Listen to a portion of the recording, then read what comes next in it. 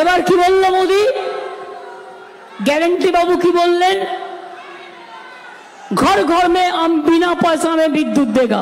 अपनारा बिना पैसा विद्युत पाচ্ছেন, मायेरा बिना पैसा विद्युत पाচ্ছেন, भाईरा पाচ্ছেন, श्रमिक मजदूर पाচ্ছেন, रिक्शावाला पाচ্ছেন, টোটোওয়ালা পাচ্ছেন, কৃষক শ্রমিক পাচ্ছেন।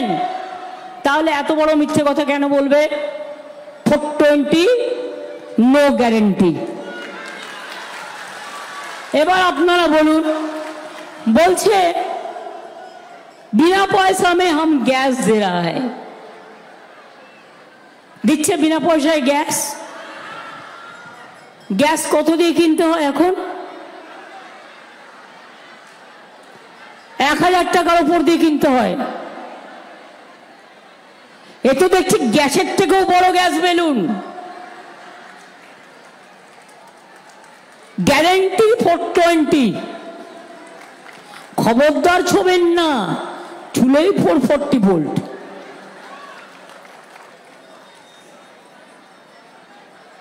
ইলেকশন আসলেই তখন কেয়ার কথা মনে পড়ে, কারণ মতুয়া ভোটগুলো চাই।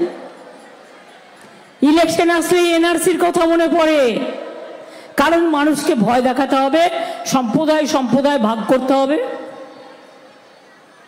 ইলেকশন আসলেই ইউনিফর্ম সিভিল কোড করতে হবে। এর মানেটা তো আপনারা অনেকে জানেন না। এসসি এসটি সব তুলে দেবে, ট্রাইবেলদের সব তুলে দেবে, সংখ্যালঘুদের তুলে দেবে, হিন্দুদেরও তুলে দেবে। মনে রাখবেন, আসামে যখন এনআরসি হয়েছিল 19 লক্ষ হিন্দু বাঙালি বাদ হয়ে গেছিল ফার্স্ট। এখনো তাদের মধ্যে অনেকে জেলে আছে।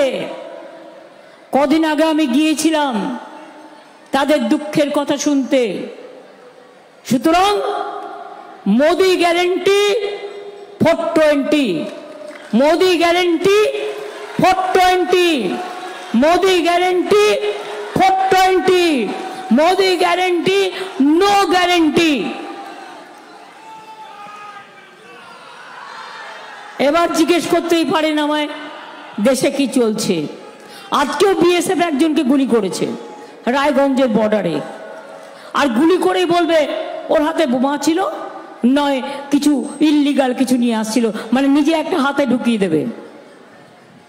আজকেও গুলি চালিয়েছে। কালকে আমি শুনেছি রানাঘাটে